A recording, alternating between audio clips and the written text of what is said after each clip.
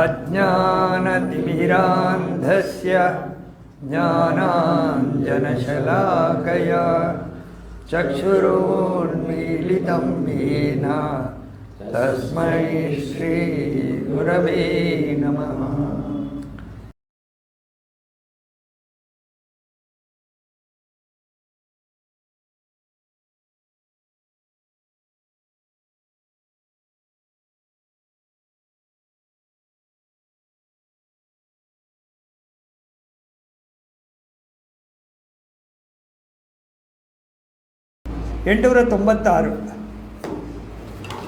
ನಾಲ್ಕು ಕಗ್ಗ ಮಾಡ್ತೀನಿ.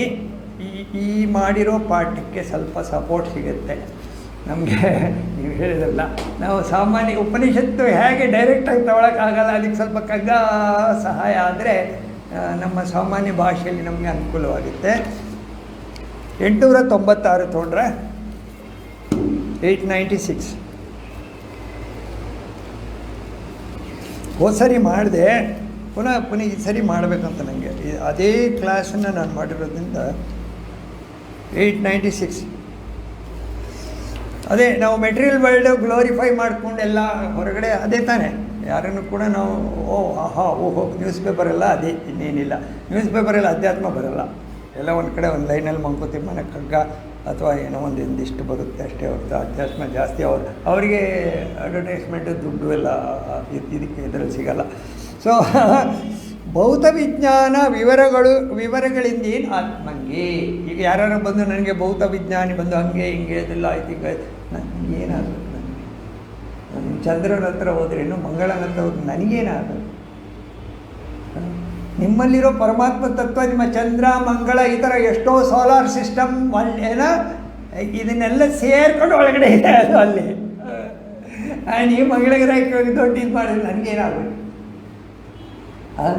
ಎಷ್ಟು ಲಕ್ಷ ಅದೇನೋ $1 ಬಿಲಿಯನ್ ಖರ್ಚಾದ್ರೆ ನನಗೇನಾಗಬೇಕು? ನೀವೇನು ಮಾಡಿ ಅಲ್ಲಿ ಹೋಗ್ಬಿಟ್ಟು ಒಂದು ಕಲ್ಲು ಎತ್ಕೊಬರೋದು. ನೀವು ಹೊಸಕೋಟೆಯಿಂದ ಒಂದು ಕಲ್ಲು ತೊಗೊಂಬನ್ನಿ, ಎಲ್ಲ ಅದೇ ಅಷ್ಟೇ, ಹೌದಲ್ವಾ? ಅಲ್ಲಿಂದ ತರೋದು ಅಲ್ಲಿ ಹೊಸಕೋಟೆಯಿಂದ ಒಂದು ಕಲ್ಲು ಎತ್ಕೊಂಡು ಎರಡು ಅದು ಅಲ್ಲಿದೆ. ಅದು ಮೆಟೀರಿಯಲ್, ಇದು ಮೆಟೀರಿಯಲ್, ಎಲ್ಲ ಸೋಲಾರ್ ಸಿಸ್ಟಮಲ್ಲಿ ಇದೆಲ್ಲ ಗುಂಡು, ಹೌದಾ? ಇದ್ರ ಒಳಗಡೆ ಇರೋದು ಎಷ್ಟೋ ಆ ಥರದ್ದು ಸೋಲಾರ್ ಸಿಸ್ಟಮ್ ಒಳಗಡೆ ಇದೆ. ಯಾವುದರಲ್ಲಿ? ನಮ್ಮೊಳಗಿದೆ, ಪರಮಾತ್ಮ ತತ್ವದಲ್ಲಿದೆ. ದ ಗ್ಲೋರಿ ಆಫ್ ದ ಸೋಲ್. ವಿವೇಕಾನಂದರು ಹೇಳ್ತಾರೆ, ನಿಮ್ಮ ಯಾವ ಗ್ಲೋರಿಫಿಕೇಷನ್ ಮಾಡಿದ್ರೂ ಅದು ನಿಮ್ಮ ಗ್ಲೋರಿ ಆಫ್ ದ ಸೋಲ್, ಅದು ಎದುರುಗಡೆ ಏನೂ ಇಲ್ಲ.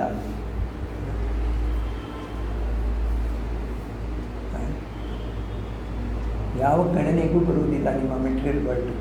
ಯಾವುದು?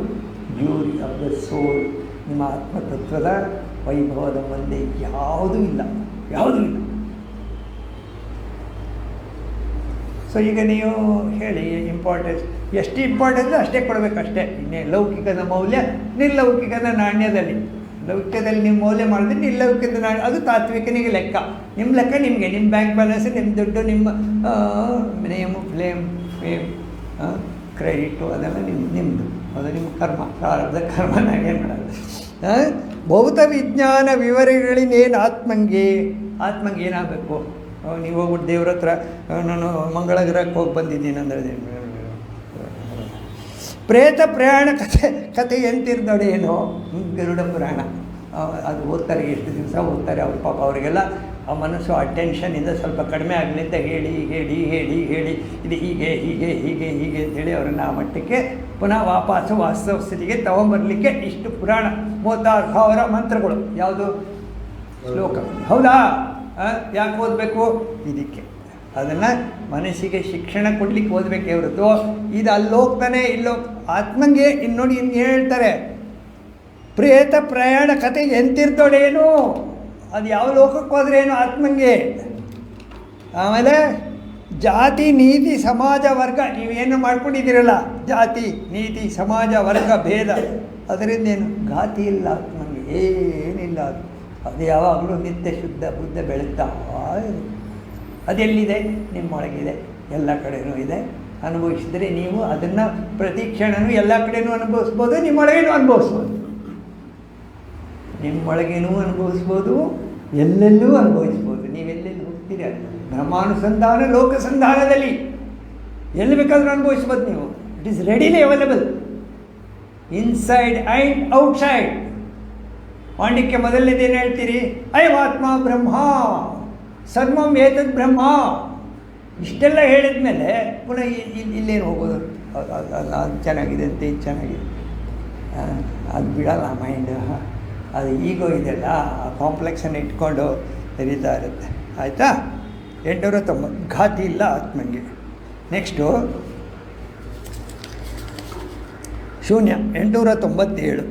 ಶೂನ್ಯವೆಲ್ಲವೂ ಎಂಬೊಡೆ ಅಂತೆನಿಸುವುದೇನು? ಎಲ್ಲವೂ ಶೂನ್ಯ. ಈಗ ಬುದ್ಧಿ ಎಲ್ಲ ಶೂನ್ಯ. ಯಾರ ಹತ್ರ ಕೇಳಿ, ಈ ದೇವರನ್ನು ನಮ್ಮ ದೇವರವ್ರ ಹತ್ರ ಎಲ್ಲ ಹೇಳಿ ಶೂನ್ಯ ಏನಿಲ್ಲ, ಎಲ್ಲ ಶೂನ್ಯ, ಜೀರೋ, ಶೂನ್ಯ ಅಂದ್ಬಿಡ್ತಾರೆ. ಯಾಕಂದರೆ ಅವರಿಗೆ ಪ್ರೂಫ್ ಬೇಕು. ಹೋಗಿ ಬಂದಿರೋದಕ್ಕೆ ಆಧಾರ ಏನಿದೆ ತೋರಿಸು. ಇವರೇ ಅವರು ಅಂತ ಹೆಂಗೆ ಹೇಳೋದು? ಪುನರ್ಜನ್ಮ ಅವನಾಗಿ ಹುಟ್ಟಿ ಬಂದಿದ್ದ ಅವನು ಹೇಳಿದ್ದಾನೆ ಎಲ್ಲ ನಂಬಲ್ಲ ಯಾರು. ನೋಡಿ, ಶೂನ್ಯವೆಲ್ಲವೂ ಎಂಬಡೆ ಅಂತ ನೋಡಿ. ಅನ್ಯವಿಲ್ಲ ಎನ್ನುವ ಅರಿವು ಅದೊಂದಿರ್ಪುದಲ್ತೆ.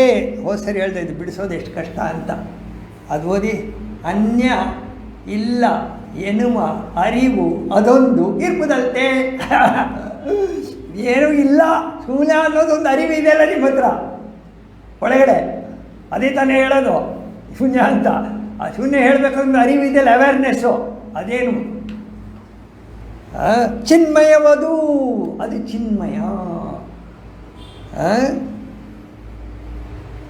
ಅದನ್ನೇ ನೀ ಸತ್ಯವೆಂದು ಆಶ್ರಯಿಸು. ನಿಮ್ಮೊಳಗಿರೋ ಅವೇರ್ನೆಸ್ ಇದೆಯಲ್ಲ, ಅದು ಚಿನ್ಮಯ, ಅದು ಕಾನ್ಷಿಯಸ್ನೆಸ್ಸು. ಅದನ್ನೇ ಸತ್ಯವೆಂದು ಆಶ್ರಯಿಸು. ಶೂನ್ಯವಾದವೇ ಶೂನ್ಯ ಮಂಕುತಿಮ್ಮ. ಅವ್ರು ಏನು ಹೇಳ್ತಾರೆ? ಶೂನ್ಯ ಅರ್ಧಂಬರ್ಧ ತಿಳ್ಕೊಂಡು ಅವರು ಶೂನ್ಯ. ನಿಮ್ಮೊಳಗಡೆ ಅವೇರ್ನೆಸ್ ಇದೆಯಲ್ಲ. ನ ತತ್ರ ಚಕ್ಷುರ್ಗಚ್ಚತಿ ನ ವಾಗ್ಗಚ್ಚತಿ ನೋ ಮನಃ ನ ವಿದ್ಮಃ. ಕೇನೋಪನಿಷತ್ತು ಏನು ಹೇಳುತ್ತೆ? ಕೇನೇಷಿತಂ ವದತಿ ಪ್ರೇರಿತಂ ಮನಃ. ಮನಸ್ಸು ಯಾವುದರಿಂದ ಕೆಲಸ ಮಾಡ್ತಾ ಇದೆ, ಯಾವುದರಿಂದ ಕಣ್ಣು ನೋಡ್ತಾ ಇದೆ, ಯಾವುದರಿಂದ ಕಿವಿ ಕೇಳ್ತಾ ಇದೆ, ಅಲ್ಲಿಗೆ ಕಣ್ಣು ಹೋಗಲ್ಲ, ಅಲ್ಲಿಗೆ ಕಿವಿ ಹೋಗಲ್ಲ, ಅಲ್ಲಿಗೆ ಮನಸ್ಸು ಹೋಗಲ್ಲ, ಅಲ್ಲಿಗೆ ಬುದ್ಧಿ ಹೋಗಲ್ಲ. ಅದನ್ನು ಸತ್ಯವೆಂದು ಆಶ್ರಯಿಸು. ಶೂನ್ಯವಾದವೇ ಶೂನ್ಯ ಮಂಕುತಿಮ್ಮ. ನಮ್ಮೊಳಗಿರೋ ಅವೇರ್ನೆಸ್, ಆತ್ಮತತ್ವ, ಸದ್ವಸ್ತು. ಎಚ್ಚರದಲ್ಲಿರುವಾಗ ಈ ರೀತಿ ಸದ್ವಸ್ತುವನ್ನು ನೋಡ್ಬೋದು, ಶಾಸ್ತ್ರದ ಮೂಲಕ ನೋಡ್ಬೋದು.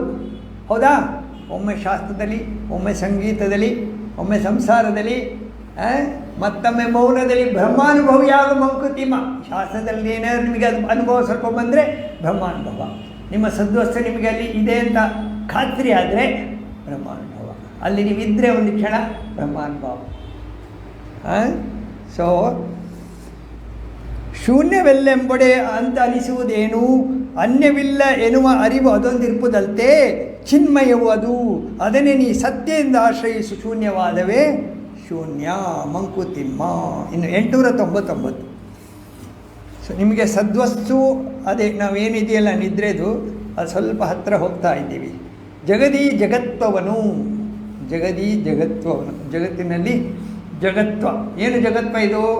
ನಾಮ ರೂಪ ಕರ್ಮ ಪ್ರಪಂಚ. ಹೌದಾ? ಜಗತ್ತಿನ ಹೇಗೆ ಹೇಳ್ತೀರ ನೀವು? Name and form. ನಾಗರಾಜು ಅಥವಾ ಕಿಟಕಿ ಅಥವಾ ಬಾಗಿಲು, ಅದು ಮನೆ ನೇಮ್, ಫಾರ್ಮ್ ಅಥವಾ ಆ್ಯಕ್ಟಿವಿಟಿ, ಇಷ್ಟೇ. ಅದು ಜಗತ್ವ. ಈ ಜಗತ್ವವನ್ನು ಬಿಸಾಕು. ಜಗದೀ ಜಗತ್ವವನು ಮಾಯಾ ವಿಚಿತ್ರ. ಇದು ಮಾಯೆ. ಇವೇನು ಕಾಣ್ತಾ ಇದೆ ಹೊರಗಡೆ, ಅಲ್ಲೆಲ್ಲ ಮಾಯೆ. ಒಗೆದು ಆಚೆ ಬಿಸಿಟು ಎಲ್ಲ ಕರಣವೇದ್ಯವನು. ಇಂದ್ರಿಯಗಳಿಗೆ ಏನೇನು ಗೋಚರವಾಗ್ತಾ ಇದೆ ಅದನ್ನೆಲ್ಲ ಆಚೆ ಬಿಸಾಡು. ಯಾಕೆ ಆಚೆ ಬಿಸಾಡಬೇಕು? ಇಂದ್ರಿಯಗಳಿಗೆ ಗೋಚರವಾಗುವುದೆಲ್ಲ ಮಾಯೆ. ಯಾಕೆಂದರೆ ಇಂದ್ರಿಯ ಕೆಲಸ ಮಾಡೋದು, ಇಂದ್ರಿಯ ಹೊರಗಡೆ ನೋಡ್ತಾ ಇರೋದು ಮಾಯೆಯಲ್ಲಿ. ಮಾಯೆ ಹಿಂದ್ಗಡೆ ಏನಿದೆ ಪರಮಾತ್ಮ ತತ್ವ, ಅದು ಬೆಳಗ್ತಾ ಇದೆ. ಅದನ್ನು ಇಂದ್ರಿಯ ಸ್ವಲ್ಪ ದಿವಸ ಕೆಲಸ ಮಾಡಿ ಪುಡ್ಸಂತ ಹೋಗ್ಬಿಡುತ್ತೆ. ಇಂದ್ರಿಯಗಳಿಗೆ ಗೋಚರವಾಗುವುದೆಲ್ಲ ಮಾಯೆ. ಜಗದೀ ಜಗತ್ವವನ್ನು ಮಾಯಾ ವಿಚಿತ್ರವನ್ನು ಒಗೆದು ಆಚೆ ಬಿಸುಡು ಎಲ್ಲ ಕರಣವೇದ್ಯವನ್ನು ಮಿಗುವುದು. ಏನು ಉಳಿತದೆ? ಹೋಗಲಿ, ಬಿಸಾಕಿದೆ. ಏನು ಉಳಿತದೆ ಒಳಗೆ? ರೂಪ ಆಖ್ಯೆ ಒಂದು ಇಲ್ಲದ ವಸ್ತು, ನಾಮರೂಪ ಇಲ್ಲದೇ ಇರೋ ವಸ್ತು ಒಂದು ಉಳಿತದೆ. ಎಲ್ಲಿ? ಒಳಗಡೆ. ಹೋಗಿಸಾ ಕಡೆಗೆ ಮಧ್ಯ, ಅಲ್ಲಿಗೆ ಹೋಗು, ಒಳಗೆ ಹೋಗು. ಅಲ್ಲಿ ಹೋಗುವುದು ಹೇಗೆ? ಅಲ್ಲಿ ಹೋಗುವುದು ಹೇಗೆ? ಹೋಗಿ ಸಹ ಕಡೆಗೆ ಮತಿ ಅಂತ ಹೇಳಿಬಿಟ್ರು, ಹೇಗೆ ಹೋಗೋದು? ಕಮಾನ್. ಹಾಂ, ನಿದ್ದೆಯಲ್ಲಿ ಹೋಗಲ್ವಾ? ನಿದ್ದೆಯಲ್ಲಿ ಹೋಗ್ತೀರಾ ಇಲ್ವಾ?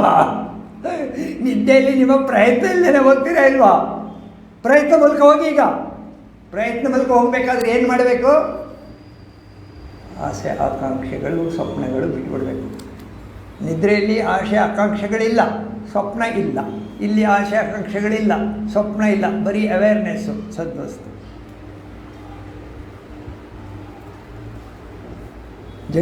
ಜಗತ್ತವನ್ನು ಮಾಯಾ ವಿಚಿತ್ರವನ್ನು ಒಗೆದಾಚೆ ಬಿಸುಟೆಲ್ಲ ಕರಣ ವೇದ್ಯವನ್ನು ಮಿಗುವುದೇಂ ರೂಪಾಕ್ಕೆ ಒಂದು ರೂಪ ಆಕೆ ನಾಮ ರೂಪ ಇಲ್ಲದ ವಸ್ತು ಒಗಿಸು ಆ ಕಡೆಗೆ ಮತಿಯ. ಇದು ಲಾಸ್ಟ್ ಕಗ್ಗ ಓದಿ ನಿಲ್ಲಿಸ್ತೀನಿ. ಸುತ್ತಮುತ್ತಣ ಗಾಳಿ, ನಮ್ಮ ಸುತ್ತಮುತ್ತ ಗಾಳಿ ಇದೆ ಗೊತ್ತಾ? ನಮ್ಮ ಸುತ್ತಮುತ್ತ ಗಾಳಿ ಇದೆ ಗೊತ್ತಾ? ಎಲ್ಲಿವರೆಗೆ ಗಾಳಿ ಇದೆ? ನಮ್ಮ ತಲೆ ಮೇಲೆ ಎಷ್ಟು ಹೈಟ್ವರೆಗೆ ಗಾಳಿ ಇದೆ ಗೊತ್ತಾ? 65 ಮೈಲ್ಸ್ ಏರಿದೆ ಅಲ್ಲ ವಾತಾವರಣ, ಏರು. ನಮ್ಮ ತಲೆ ಮೇಲೆ 65 ಮೈಲ್ ಎತ್ತರದವರೆಗೂ ಏರಿದೆ. ನಮ್ಗೆ ಆಗುತ್ತಾ? ತೂಕ ಫೀಲ್ ಆಗುತ್ತಾ ನಿಮಗೆ? ಯಾಕಾಗಲ್ಲ? ನಿಮ್ಮನ್ನು ಯಾರೋ ಎತ್ಕೊಂಡಿದ್ದಾರೆ, ಆ ಗಾಳಿನ ಯಾರೋ ಎತ್ಕೊಂಡಿದ್ದಾರೆ. ನೀವು ಟ್ರೈನಲ್ಲಿ ಹೋಗ್ತಾ ಇದ್ದಾರೆ, ನೀವು ಹೆಂಗೆ ಟ್ರೈನ್ ಹೋಗ್ತಾ ಇದೆ ಅಷ್ಟೇ, ನೀವು ಹೋಗ್ತೀರಾ? ನೀವು ಸುಮ್ಮನೆ ಕೂತಿರ್ತೀರಾ? ಹಾಗೇನೆ ಸುತ್ತಮುತ್ತಲ ಗಾಳಿ ಯಾವಾಗ ನಮ್ಮಡಲು ಒತ್ತಿದೊಡೆ ಆ ಹೊರೆಯ ಮನಸ್ಸು ಕಾಣದವಲ್. 65 ಮೈಲ್ ಎತ್ತರದಿಂದ ಗಾಳಿ ಒತ್ತುತ್ತಾ ಇದೆಯಲ್ಲ, ನಿಮ್ಗೆ ಹೊರೆ ಆಗ್ತಾ ಇದೆಯಾ? ಕಾಣದವಲ್. ಬಿತ್ತರದ ಲೋಕಭಾರವನ್ನು ಆತ್ಮ ಅರಿಯದಿರೇ. ವಿಸ್ತಾರವಾದ ಲೋಕಭಾರವನ್ನು ಒಳಗಿನ ಆತ್ಮ ಅರಿಯದೆ ಹೋದರೆ ಮುಕ್ತ ಲಕ್ಷಣ ಮದುವೆ ಮಂಕುತಿಮ್ಮ. ಮುಕ್ತ ಲಕ್ಷಣ, ಅವನು ಮುಕ್ತ. ಪ್ರಪಂಚದ ಭಾರ ನಿಮ್ಮನ್ನು ಒತ್ತದೆ ಹೋದರೆ ಅವನು ಮುಕ್ತ. ಹೇಗೆ? 65 ಮೈಲ್ ಗಾಳಿ ನಿಮ್ಮನ್ನು ಒತ್ತೋದು ನಿಮಗೆ ಹೆಂಗೆ ಗೊತ್ತಿಲ್ವೋ, ಅದೇ ರೀತಿ ಪ್ರಪಂಚದಲ್ಲಿರುವ ಬಿತ್ತರದ ಲೋಕ ಸಂಪರ್ಕ ಏನದು? ಲೋಕಭಾರವನ್ನು, ಆ ಲೋಕಭಾರವನ್ನು ಆತ್ಮ ಅರಿಯದಿರೆ ಅದು ಮುಕ್ತ ಲಕ್ಷಣ, ಮುಕ್ತಿ, ಮುಕ್ತ ಲಕ್ಷಣ. ನೀವು ಮುಕ್ತ ಅಂತ ಹೇಳ್ಬೋದು. ಯಾವ ಭಾರವನ್ನು ಅಂದರೆ ಅಷ್ಟು ಹಗುರವಾಗಿರ್ತೀರ, ಅಷ್ಟು ಲೈಟಾಗಿರ್ತೀರ, ಅಷ್ಟು ಸಮಾಧಾನವಾಗಿರ್ತೀರ, ಅಷ್ಟು ಸ್ಲೋ ಆಗಿರ್ತೀರಾ. ಬಾಲವತೆ ಉನ್ಮತ್ತವತೆ. ಒಬ್ಬ ಜ್ಞಾನಿ ಹೇಗಿರ್ತಾನೆ ಅಂದರೆ ಚಿಕ್ಕ ಮಕ್ಕಳ ಥರ ಇರ್ತಾನೆ, ಉನ್ಮತ್ತರಾಗಿರ್ತಾರೆ, ಯಾವಾಗಲೂ ಮಕ್ಕಳ ಥರ ಖುಷಿಯಾಗಿರ್ತಾರೆ. ನೀವು ಹೊರೆನೇ ಇಲ್ಲೇ, ಹೊರೆ ಯಾರಿಗೆ? ಅಯ್ಯೋ ನಾನು ಅಯ್ಯೋ ಹಂಗಾಗಿ ಅಯ್ಯೋ ಅವ್ರ ಕರ್ಮ ನಾವೇನು ಮಾಡೋದು? ನಿಮ್ಮ ಒಂದು ಸಿನಿಮಾ ಹಾಡಿದೆಲ್ಲ ರಾಜ್ಕುಮಾರ್, ನಗಬೇಕು ನಗಿಸಬೇಕು ಅದೇ ನನ್ನ ಧರ್ಮ, ನಗಲಾರೆ ಅಳುವೆ ಎಂದರೆ ಅದು ನಿಮ್ಮ ಕರ್ಮ.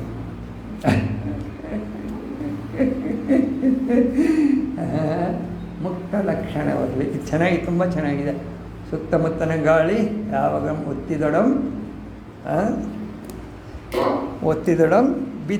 ಒತ್ತಿದೊಡಂ ಆ ಹೊರೆಯ ಮನಸ್ಸಿಗೆ ಆ ಹೊರೆ ಕಾಣದೇ ಇಲ್ಲ ನಿಮಗೆ. ಬಿತ್ತರದ ಲೋಕ ಭಾರ ಆತ್ಮ ಅರಿಯದಿರೆ ಮುಕ್ತ ಲಕ್ಷಣ, ಅದು ಮುಕ್ತ ಲಕ್ಷಣವದಿವಿ. ಇದನ್ನೇ ಸ್ವಲ್ಪ ಇನ್ನೂ ಡೆವಲಪ್ ಮಾಡಬೇಕು ಅಂತಿದ್ದೀವಿ. ಮುಂದಿನ ಕ್ಲಾಸಲ್ಲಿ ನೋಡೋಣ. ಸುಷುಪ್ತಾವಸ್ಥೆಯಲ್ಲಿ ತುಂಬ ವಿಷಯ ಇದೆ ತಿಳ್ಕೊಳ್ಳೋವಂಥದ್ದು. ನಮಗೆ ಹತ್ತಿರವಾಗಿ ನಮ್ಮ ಅನುಭವಕ್ಕೆ ಬರೋದು ಸುಷುಪ್ತಾವಸ್ಥೆ. ಡೈಲಿ ನಿದ್ದೆಗೆ ಹೋಗುವಾಗ ಕೆಲವು ಕ್ಷಣ ಈ ರೀತಿ ಆಲೋಚನೆಗಳನ್ನು ಇಟ್ಕೊಂಡು ನಿದ್ದೆಗೆ ಹೋದರೆ ನನಗನ್ನಿಸಿ ನಿಮಗೆ ಟ್ಯಾಬ್ಲೆಟ್ ಬೇಕಾಗಿಲ್ಲ ಯಾರು. ಅಕಸ್ಮಾತ್ ಯಾರಿಗಾರು ನಿದ್ದೆ ಬರದೇ ಹೋದರೆ ಈ ಥರ ಆಲೋಚನೆಗಳ ಮನಸ್ಸಿಗೆ ಬಂದರೆ ಮನಸ್ಸು ಹಗರಾಗ್ಬಿಡುತ್ತೆ, ಹೋಗ್ಬಿಡುತ್ತೆ, ಮನಸ್ಸೇ ಇರೋದಿಲ್ಲ.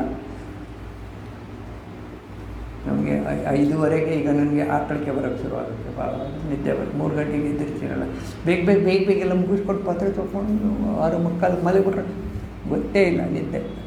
3 ಗಂಟೆವರೆಗೂ ಯಾಕೆ ಕಷ್ಟ? ಯಾಕೆ ನಿದ್ದೆ ಕಷ್ಟ? ಯಾರು ಇದನ್ನೆಲ್ಲ ಒತ್ಕೊಳ್ಳೋಕೆ ಹೇಳಿದ್ರು? ಲೋಕಭಾರವನ್ನು ಯಾರು ಒತ್ಕೊಳ್ಳೋಕೆ ಹೇಳಿದ್ದು ನಿಮಗೆ? ಕತ್ತೆಗೂ ಕೂಡ ನೀವು ಸ್ವಲ್ಪ ಹೊತ್ತು ಭಾರ ವರ್ಷ ಆಮೇಲೆ ಇಳಿಸ್ಬಿಡ್ತೀರಾ, ಬಟ್ ನೀವು ಮಾತ್ರ ಯಾವಾಗಲೂ ಒತ್ಕೊಂಡೇ ಇರ್ತೀರ.